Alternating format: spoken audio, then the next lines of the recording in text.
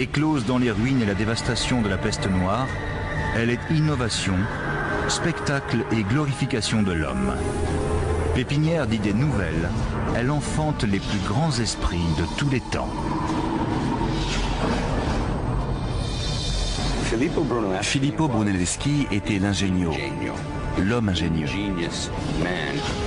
Elle produit les plus grandes œuvres d'architecture, d'art et de technique que le monde ait connues. La technologie de la Renaissance renoue avec ce savoir ancien. Aucune autre période de l'histoire de l'Occident ne peut se vanter d'avoir engendré autant de génie. Mais parvenir à une telle excellence est un combat, car les bâtisseurs luttent contre des catastrophes naturelles sans précédent, contre le dogme de l'Église et entre eux. La péninsule italienne devient une arène, un ring. C'est l'âge d'or des architectes, un âge révolutionnaire où rien n'est impossible.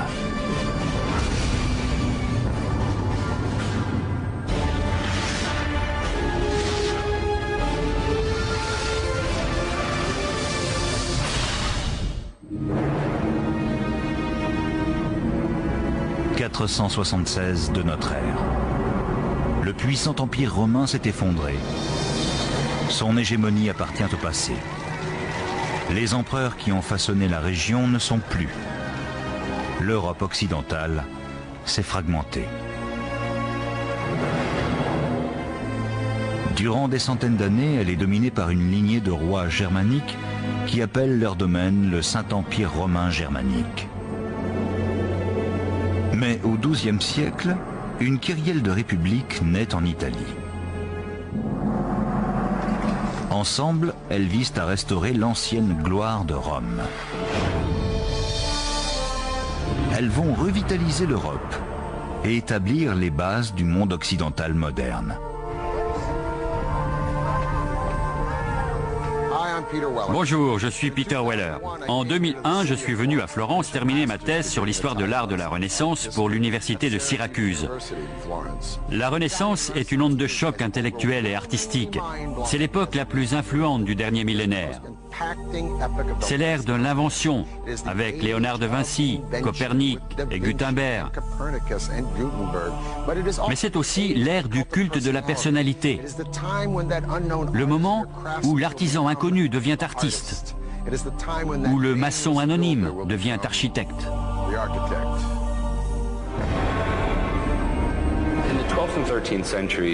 Au XIIe et XIIIe siècle, l'Italie commence à revivre. Parce que la stabilité a été rétablie dans la péninsule, en grande partie grâce au Saint-Empire romain germanique et au système féodal. La ville renaît.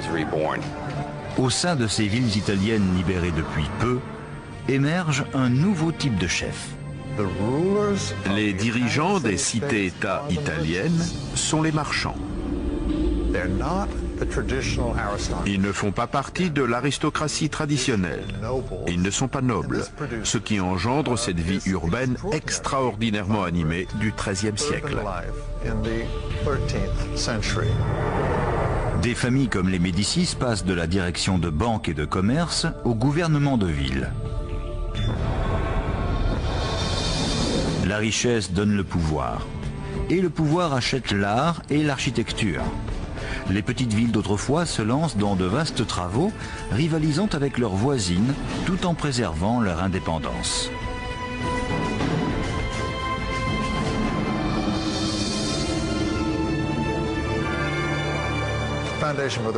Le socle de la Renaissance est la ville. Tout ce qui se passe durant cette période, que ce soit en art, en architecture, en technologie, en littérature, dépend de la ville. L'une de ces ambitieuses cités avides de pouvoir est une république florissante située sur une importante route commerciale entre la France et Rome. Sienne. Une fois par an, je viens sur la Piazza del Campo pour assister à une course hippique médiévale, le Palio. 3 fois le tour de la place, 90 secondes de vitesse et de violence en montant à cru. Sur leur parcours, les chevaux passent devant cette magnifique fontaine sculptée du XVe siècle, la Fonte Gaia de Jacopo della Quercia. Aujourd'hui, il nous paraît normal d'avoir l'eau au robinet. À Sienne, cette fontaine était indispensable, car son insolente prospérité avait fait exploser la cité, dont la nombreuse population réclamait, comme nous l'avons vu en Perse, à Carthage, à Rome et chez les Mayas, davantage d'eau. Mais approvisionner la ville en eau est un défi colossal. Il n'y a pas de rivière près de Sienne. Il fallait donc trouver de l'eau ailleurs. Alors pour ce faire, ils ont imaginé un nouveau moyen. Ce moyen, c'était le forage de tunnels souterrains.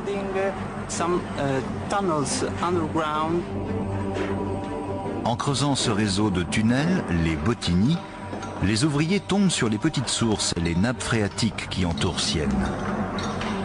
Goutte à goutte, l'eau suinte de la terre jusqu'aux passages étroits et aux citernes. Mais creuser les Bottini n'est pas tâche facile.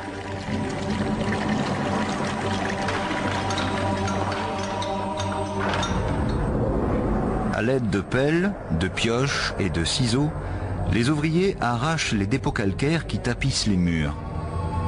Ils travaillent dans le noir et la poussière, souvent courbés par manque de place.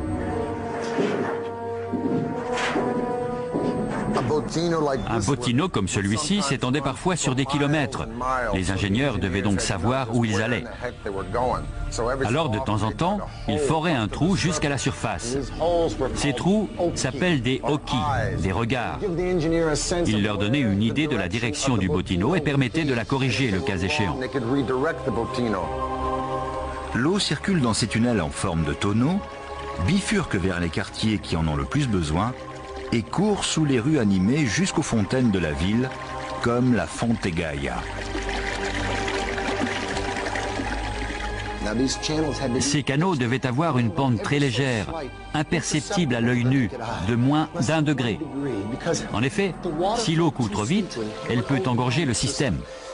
Pour éviter cet inconvénient, les ingénieurs utilisaient un instrument appelé archipendule, proche du fil à plomb. C'est un bâton avec une ficelle et un poids attachés au bout. Quelle que soit l'inclinaison du bâton, la corde reste à la verticale, ce qui permet de tracer une ligne verticale d'un point à un autre. Grâce à lui, l'eau s'écoule lentement et régulièrement à travers Sienne et finit par remplir la Fonte Gaia. En 1345, plus de 16 km de tunnels sont en service sous la ville affairée. Résultat, Sienne continue à grandir et prospérer. L'eau attire les gens dans la ville champignon. Le commerce se développe et bientôt, Sienne contrôle la majeure partie du sud de la Toscane. Mais cette prospérité, ou plutôt cet empiètement territorial, agace sérieusement l'une de ses voisines.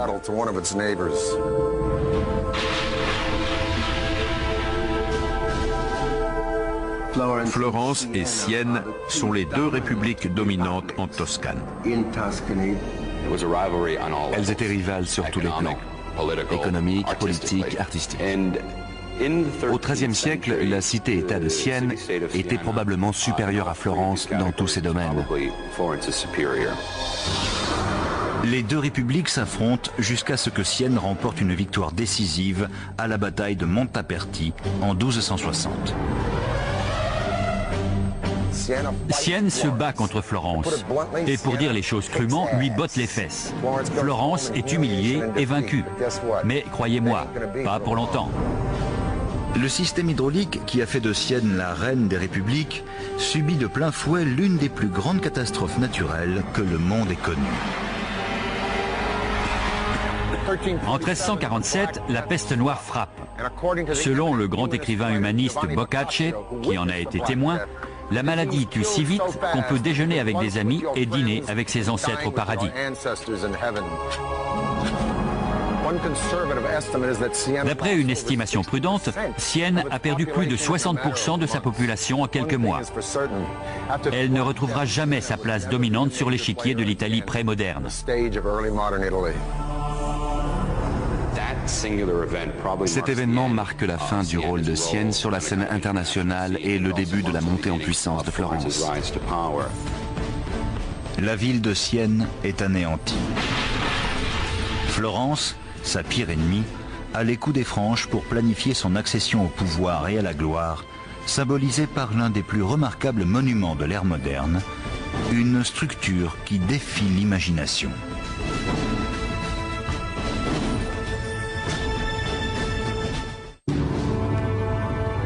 Dans l'Italie des XIIIe et XIVe siècles, le pouvoir est centralisé dans les villes. Mais Florence va occuper une place à part. L'élite dirigeante est prospère, l'argent coule à flot. L'homme et son potentiel illimité prennent le devant de la scène. Ce concept révolutionnaire se nomme l'humanisme. L'humanisme, c'est tout simplement un intérêt pour le monde antique. En Italie, il suffisait d'observer les vestiges romains pour comprendre toute la grandeur des hommes de l'Antiquité. C'était à portée de main. Si on pouvait appliquer leurs principes de construction à nos bâtiments, on obtiendrait quelque chose de remarquable.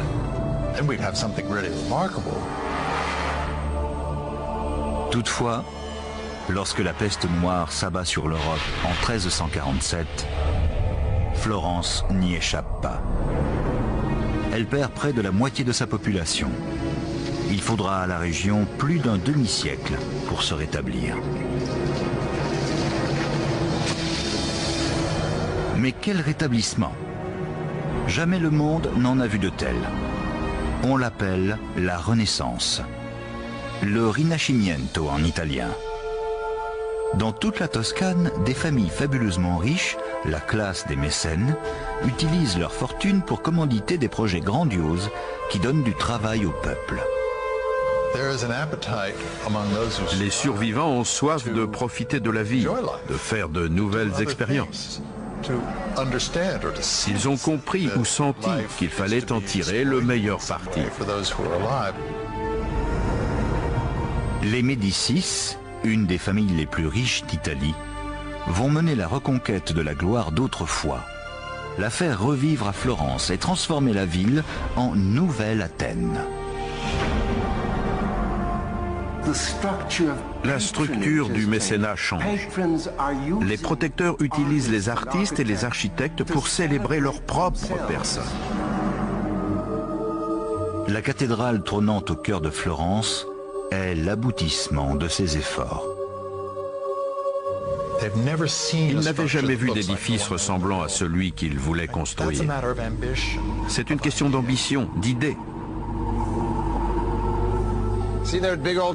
Vous voyez la grande église derrière moi avec les échafaudages?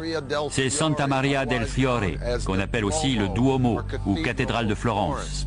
En 1296, un certain Arnolfo di Cambio en commence la construction. Seulement voilà, il décède avant son achèvement. Il avait prévu un dôme, mais comme il est mort, elle restera sans toit durant plusieurs décennies. Finalement, en 1420, un homme de génie est chargé de finir le travail. Filippo Brunelleschi va non seulement transformer la notion de construction en architecture, mais faire de l'architecture dans son ensemble un concept.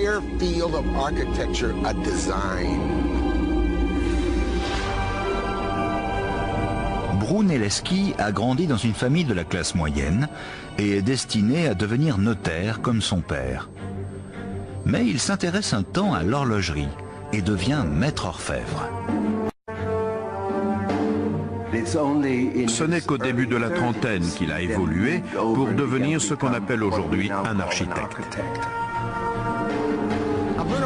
Brunelleschi est un original et il a du culot. Son père est notaire, mais lui, il veut étudier la sculpture. Je me demande comment son père a réagi. Sûrement comme le mien quand je lui ai dit que je voulais aller à New York pour devenir acteur. Bref, vers 20 ans, Brunelleschi est un excellent orfèvre. Et en 1401, un concours est lancé pour remplacer les portes du baptistère de Florence. Deux hommes arrivent en finale. Brunelleschi et le pape international du style gothique, Lorenzo Ghiberti. Brunelleschi est bon, mais il n'est pas Ghiberti. Ce dernier gagne, tandis que Brunelleschi prend les jambes à son cou, humilié et vaincu.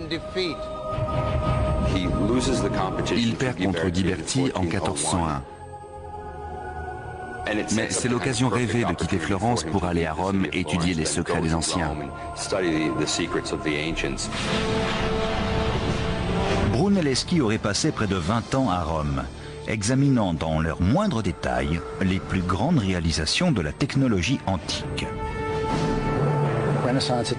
Les Italiens de la Renaissance sont fascinés par la manière dont on faisait les choses dans la Rome antique, et la construction ne fait pas exception. Une bonne partie des initiatives technologiques de la Renaissance renouent avec ce savoir ancien. Un monument en particulier retient durablement l'attention du jeune Brunelleschi, le Panthéon. Les Romains ont-ils réussi à le bâtir sans échafaudage compliqué pour le soutenir? Durant ses années d'exil, il a sûrement étudié chaque pouce de ce dôme de 43,30 mètres de diamètre, luttant pour lui arracher les secrets de sa construction. À son retour à Florence, Brunelleschi sait probablement tout de l'édification des dômes romains.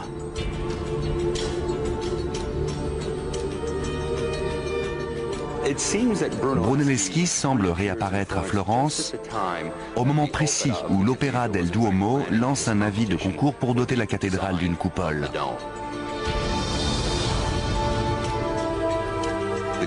Une fois terminée, ce sera la plus grande église de la chrétienté.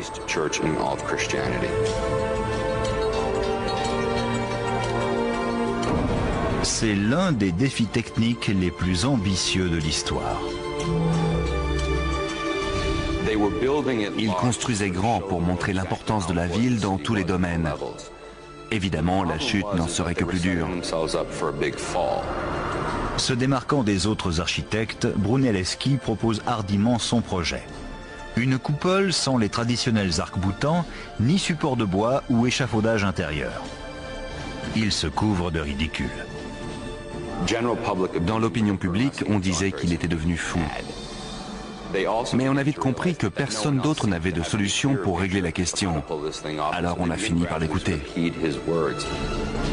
L'audacieux projet de Brunelleschi parvient à convaincre le jury. Mais à son grand désarroi, la commande s'accompagne d'une condition exaspérante. C'était un nouveau coup du sort. Il était obligé de partager la place avec son rival de toujours, Lorenzo Ghiberti. Entouré de gens persuadés que son projet est irréalisable, Brunelleschi doit à la fois peaufiner les plans de la coupole et planifier la défaite de son adversaire. Le 7 août 1420, la construction du Grand Dôme débute enfin. Brunelleschi a l'œil à tout. En fait, Brunelleschi décide de construire deux dômes l'un dans l'autre. À l'intérieur de la cathédrale, on pourra contempler la coupole intérieure magnifiquement décorée. Mais à l'extérieur, le deuxième dôme aura un but beaucoup plus fonctionnel. La deuxième coque sert à protéger la coupole intérieure de la pluie. Mais en même temps, elle donne à tout l'édifice un air plus gonfia et magnifica, enflé et magnifique. Pour donner aux coupoles des fondations structurelles, des nervures de marbre sont fixées à chaque angle du dôme octogonal. Croisant les nervures à 90 degrés, des rangées d'arcs sont ensuite posées. Mais Brunelleschi a un énorme problème logistique. Comment hisser plusieurs tonnes de matériel à plus de 60 mètres?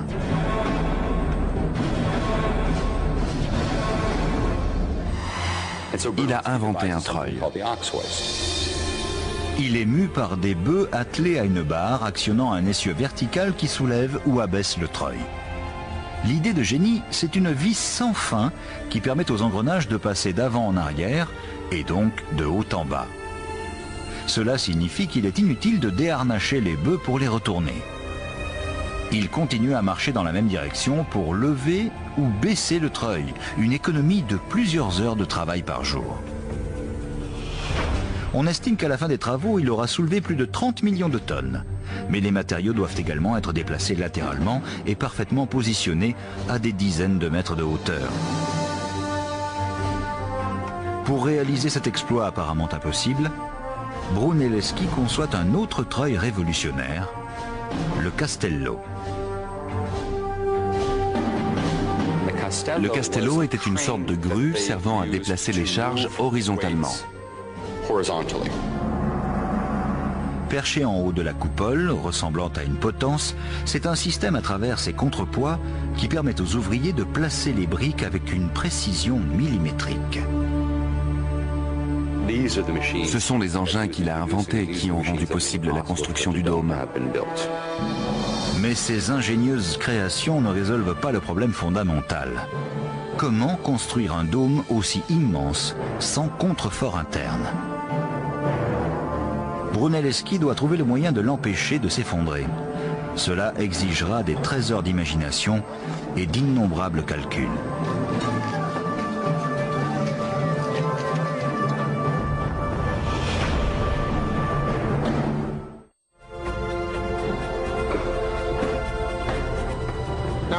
C'est très bien d'inventer un engrenage et des roues actionnées par des bêtes marchant toujours dans le même sens. C'est un vrai gain de temps. Et de créer une grue pour hisser le matériel. Mais la question cruciale demeure. Comment Brunelleschi a-t-il fait pour que ce dôme sur lequel je me tiens ne s'écroule pas? Il doit trouver un procédé pour que les briques ne se déplacent pas et pour soutenir les joints horizontaux. La solution? Une ingénieuse technique de pose s'appuyant sur des angles, des positions et une friction extrêmement précis. Brunelleschi réinvente une technique romaine, utilisée en décoration mais pas dans un but fonctionnel. La pose des briques en chevron. Il y a une brique courte, ici, emboîtée entre deux longues. Par conséquent, il y a une poussée verticale, une autre poussée verticale, puis une transversale, et ainsi de suite. L'intérêt, c'est que l'appareil en chevron déplace le poids vers l'extérieur et le bas, au lieu de peser directement vers le bas, ce qui pourrait provoquer l'effondrement du dôme. Pour résoudre le problème inverse, éviter que les briques se disloquent vers l'extérieur, Brunelleschi fait installer des chaînes horizontales autour du tambour octogonal du dôme. Il fallait fabriquer ces caténas, des chaînes circonférentielles supportant la poussée latérale du dôme.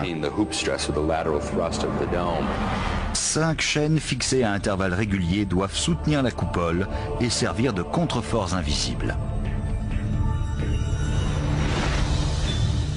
Durant cette période, Brunelleschi est forcé de superviser le projet avec son collègue et rival Ghiberti.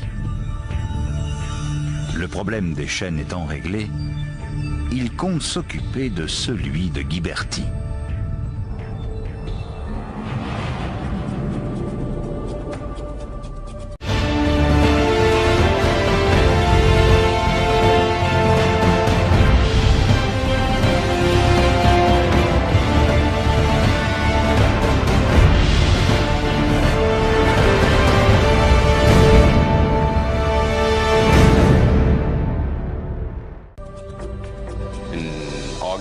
En août 1423, Brunelleschi s'est fait porter malade.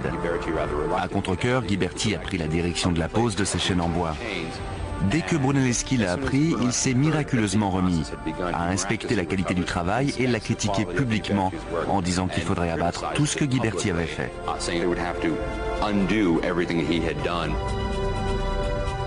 Ghiberti est mortifié. Brunelleschi est nommé chef du projet à vie.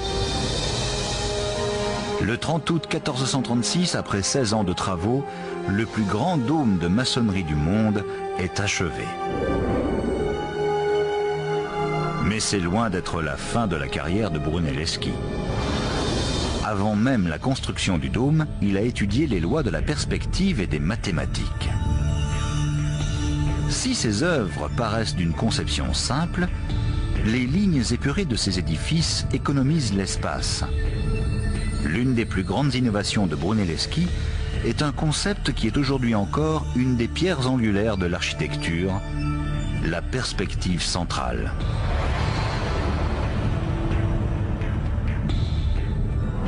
En observant le bâtisphère octogonal et les bâtiments qui l'entourent, Brunelleschi se rend compte que s'il reporte les bâtiments tridimensionnels sur un plan bidimensionnel, ils disparaissent en un point défini, le point de fuite.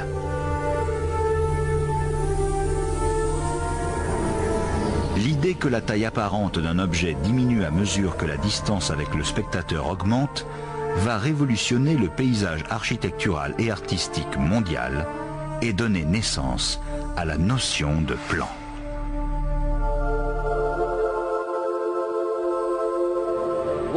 Ça bouleverse les règles du jeu, jusqu'à Frank Lloyd Wright et Frank Gehry.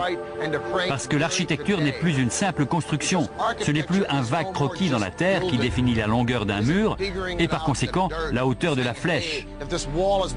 Désormais, on peut les calculer et en faire un plan. Les maçons ne sont plus les maîtres d'œuvre, ce sont les architectes.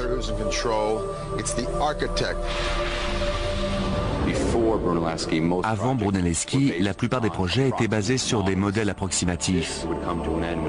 Lorsque Brunelleschi a mis en pratique l'architecture sur papier, figurant clairement le produit fini, l'architecture moderne est née. Ces concepts radicalement novateurs seront mis à l'épreuve en 1442 avec la construction de la chapelle Pazzi. Derrière moi, c'est la salle capitulaire de Santa Croce, une église franciscaine. On l'appelle la chapelle Pazzi. Je vais rencontrer un de mes anciens professeurs de l'université de Syracuse, Robert Hadfield, qui va nous expliquer en quoi cette chapelle se distingue de ce que Brunelleschi avait fait jusque-là. Entrons.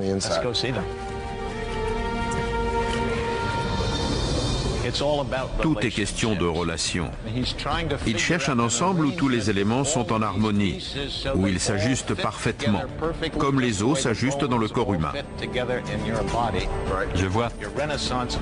L'architecte de la Renaissance, grâce à la perspective scientifique qui lui apprend à représenter l'espace, et dont le père est Brunelleschi, apprend à voir les choses et à les imaginer en 3 dimensions. Au lieu d'improviser, on démarre avec un plan et on le suit jusqu'à son parfait achèvement. Et je crois qu'on a ici un bon exemple de cette magie spatiale. Durant des siècles, les architectes s'inspireront des innovations techniques et des créations de Brunelleschi. Mais c'est l'aube d'une ère nouvelle.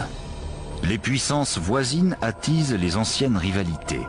Et les artistes, devenus architectes et ingénieurs, sont entraînés dans un nouveau genre de service public. Leur inventivité va s'exercer dans l'art de la guerre.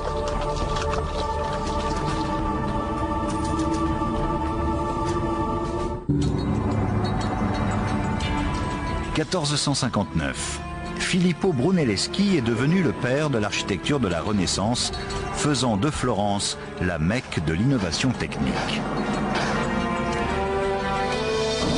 Ses idées et ses méthodes se propagent au-delà de la République. Les architectes de tout le pays se lancent dans de multiples projets. Filippo Brunelleschi transforme les normes architecturales en utilisant des éléments romains comme cette colonne, ces pilastres, et des proportions numériques qui les intègrent dans un ensemble élégant, où toutes les parties sont en harmonie. Mais il n'écrit rien. À la génération suivante, Léon Battista Alberti le fera. C'est un touche-à-tout. Il écrit sur l'architecture, l'archéologie, les sciences politiques, la religion et même l'équitation. En plus, c'est un artiste et un architecte accompli. Tout le monde le lit, y compris un homme très puissant, Enéas Silvius Piccolomini. Quel nom!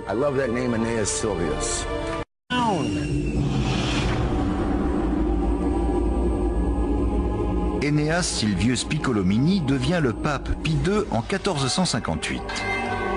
En 1459, dans sa ville natale de Corsignano, qu'il rebaptise Pienza, il initie la première tentative de construction d'une cité idéale.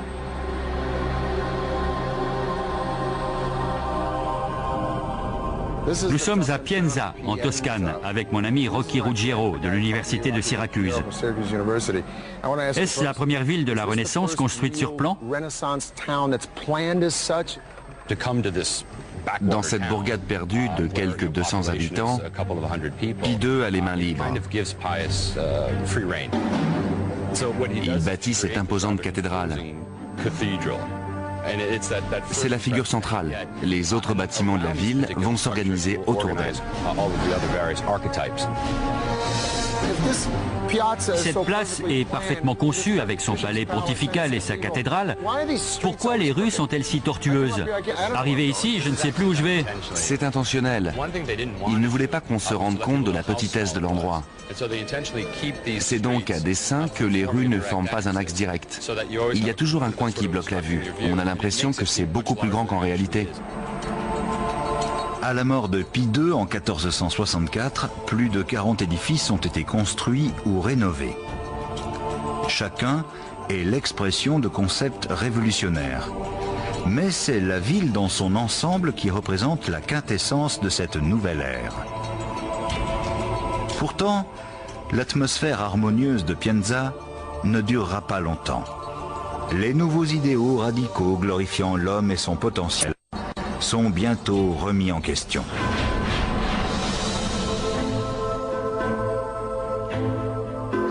Nous sommes en 1492. Colomb a découvert l'Amérique. Le grand mécène Laurent de Médicis, le Magnifique, est mort.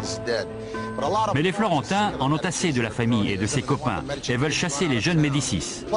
Ils ont écouté les sermons d'un dominicain, Girolamo Savonarole, qui, depuis la chaire de la cathédrale, vilipende la corruption de l'Église et de l'État.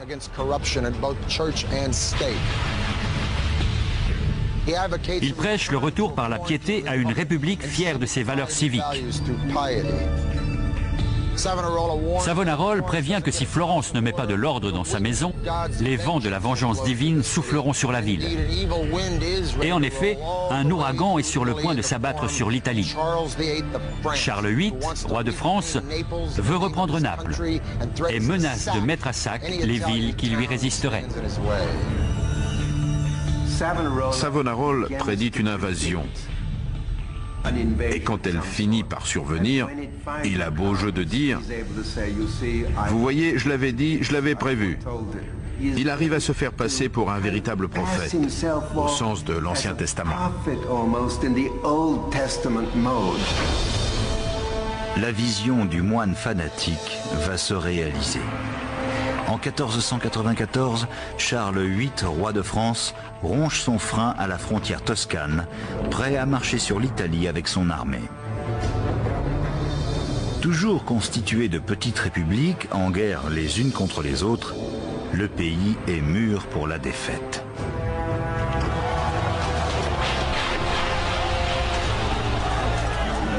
Contrairement à leurs prédécesseurs qui édifiaient des monuments exaltant l'humanité, les créateurs de cette nouvelle époque consacrent leurs efforts à la guerre. Il n'existait pas d'ingénieur militaire de formation.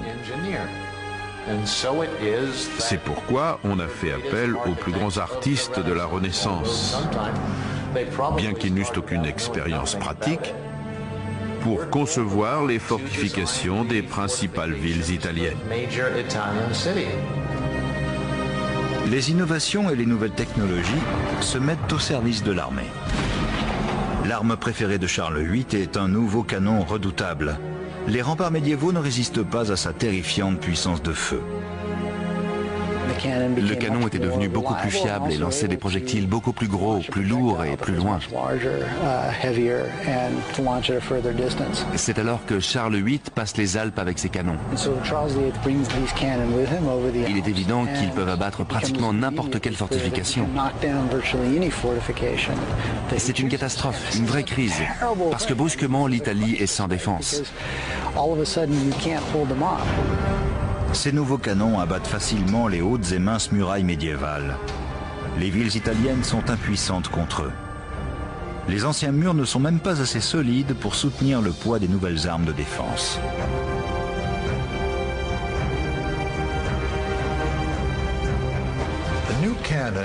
Le nouveau canon a une grande force de percussion. On ne peut pas le placer sur un vieux mur du Moyen-Âge pour le tirer, parce que le mur s'écroulerait.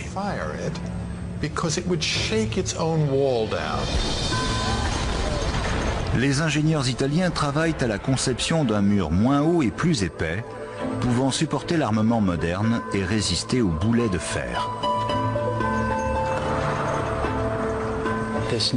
Ces nouveaux remparts tiennent parce qu'ils peuvent absorber l'impact d'un plus gros projectile. Les ingénieurs vont également revoir le profil de l'enceinte fortifiée qui entoure la ville. Ils ont développé le mur à lignes brisées. Les bastions carrés qui remplacent les tours permettent de tenir l'assaillant à bien plus grande distance. Les angles vifs favorisent les tirs d'artillerie individuels. Les murs d'enceinte adoptent une forme d'étoile, dont les bastions se projettent à l'extérieur des murs, permettant de couvrir les flancs. Les angles créent plusieurs faces, facteur important puisque chaque partie de la ville peut protéger l'autre.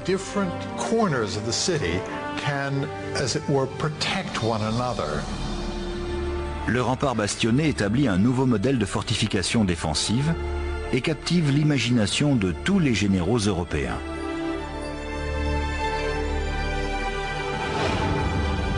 Mais bientôt l'attention se détourne de Florence et de la Toscane pour se porter sur une vieille dame qui va retrouver son état d'antan grâce à des monuments grandioses et d'extraordinaires prouesses architecturales et technologiques.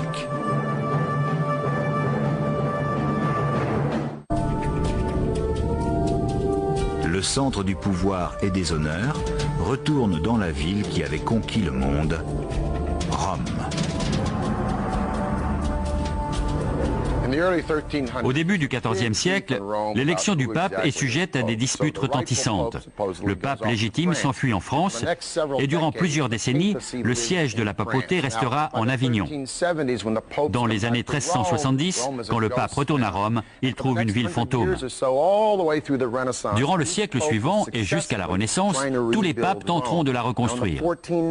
En 1490, les Médicis sont chassés de Florence qui devient une république. Mais elle est à sec. Du coup, les stars de l'époque, Léonard de Vinci, Michel-Ange et Raphaël, quittent la ville où il ne se passe plus rien. Tous ceux qui comptent se doivent d'être à Rome.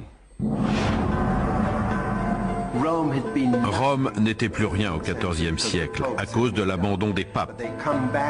Mais après leur retour à partir du XVe siècle, ils ont peu à peu réorganisé l'État pontifical.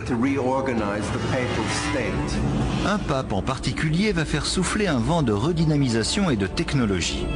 Il se nomme Sixte Quint.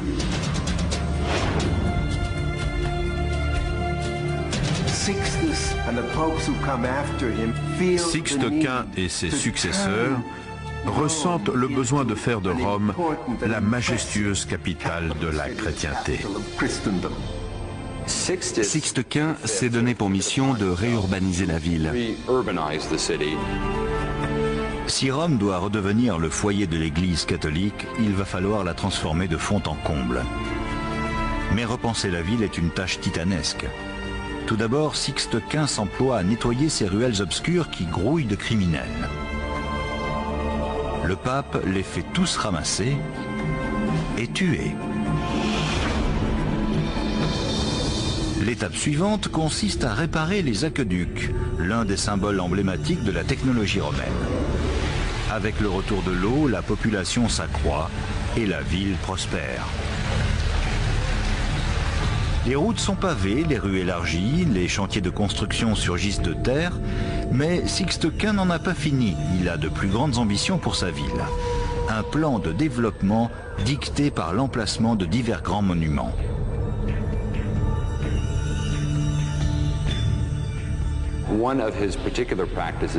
Une de ses pratiques courantes était d'utiliser les obélisques égyptiens rapportés par les anciens Romains. Des trophées militaires datant de l'Antiquité qu'ils avaient érigés dans toute la ville. On sait aujourd'hui qu'il y a plus d'obélisques antiques à Rome qu'en Égypte. Et que Sixte Quint les a placés pour qu'ils fassent office de points d'exclamation urbains. Le pape désire transporter un de ces obélisques devant une nouvelle église, la basilique Saint-Pierre. Le problème, c'est qu'il pèse plus de 300 tonnes.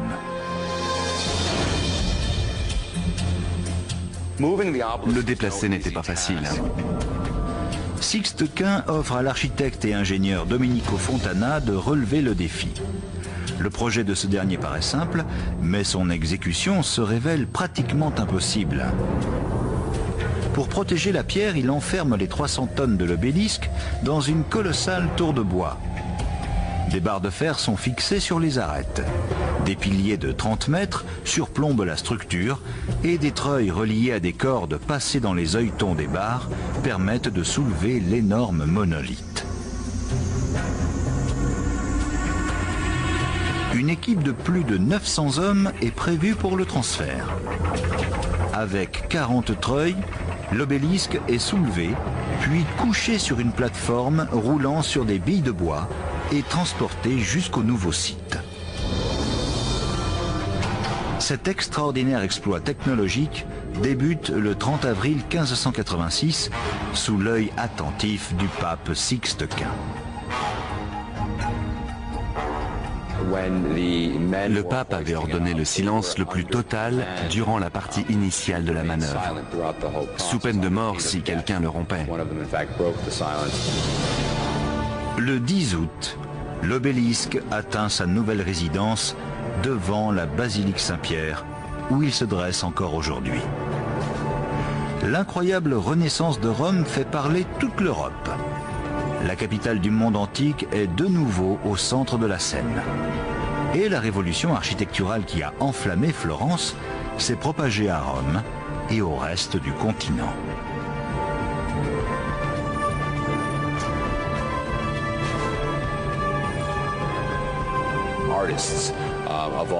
Les artistes pouvaient créer des œuvres merveilleuses à l'échelle de la basilique Saint-Pierre, comme les obélisques qui se sont élevés dans toute la ville de Rome, ou le dôme de la cathédrale de Florence.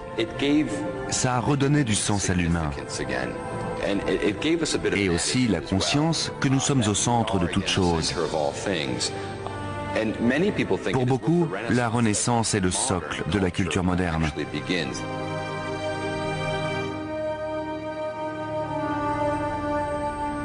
Bella Firenze, la belle Florence. Et elle est très belle aujourd'hui. Mais croyez-moi, en 2001, quand j'habitais un appartement glacial sur l'Arno en plein hiver, bûchant ma thèse sur Botticelli jusqu'à 4 heures du matin, j'étais à 2 doigts de planter là toute cette beauté pour retrouver l'agitation de Los Angeles.